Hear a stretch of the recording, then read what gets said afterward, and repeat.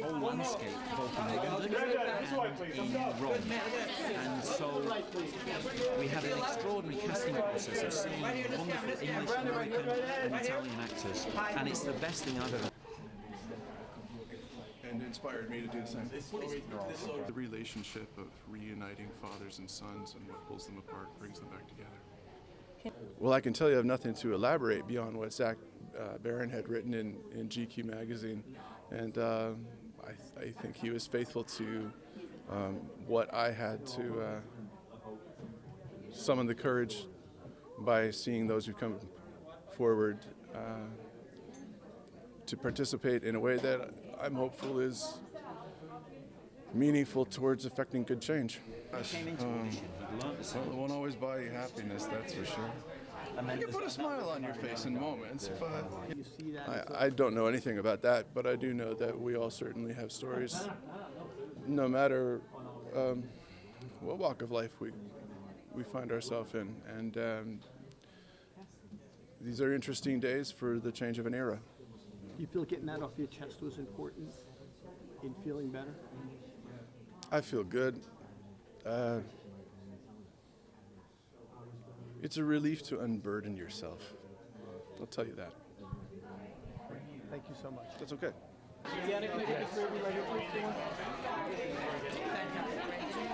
No, Brendan's not here yet. Middle of it.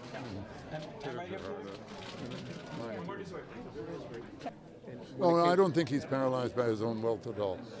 He's paralyzed, maybe, I mean, he's closeted as opposed to paralyzed by other people knowing about his wealth.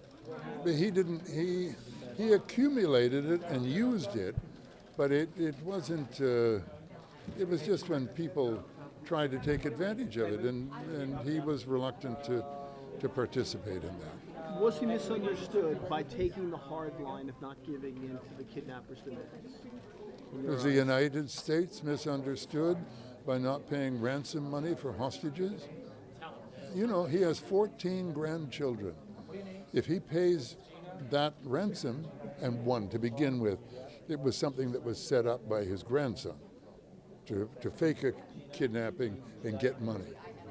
And when that was discovered, the mafia took over and actually kidnapped him. But I mean, his argument was that if I pay him ransom money publicly, then I put 13 grandkids in jeopardy. But as it turned out, he tried through back channels to negotiate with the criminals who had kidnapped his boy. He loved him, but he took drugs, and the boy took drugs. And Jean-Paul Getty, that was anathema to him. He could not tolerate that. It's an extraordinary thing, isn't it? Because And one more to the left, all the way left. this explosion of television at the moment, it's real obsessions with family.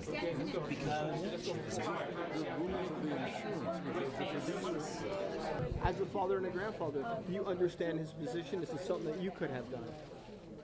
Me personally? Probably not. No. It would be probably the only time in my life I'd buy an AR-15 or an AK-47 or whatever it is.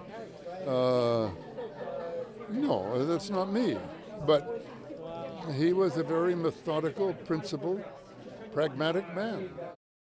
Thank you. And right at the end here? No. And one last one right here? Thank you. How did King Midas die? Starvation. Everything he touched turned to gold.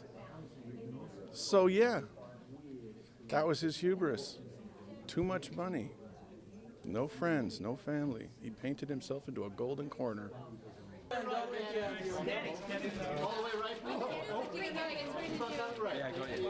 We have this saying in London that you wait for a bus for like half an hour and then 4 come along at the same time. And you wait for a story about the Getty family and then 2 come along at the same time. Ridley's film and this one, yes. They're very, obviously the kernel is the same because it's based around the events of this 10-part episode are based around the kidnapping in Rome in 1973 of his grandson, and obviously Ridley's film was as well. They're very different, really, in a way. Not least because of the casting.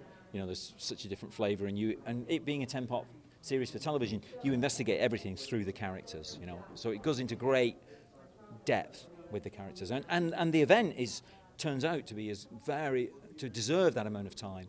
You know, to be a very complex piece of storytelling.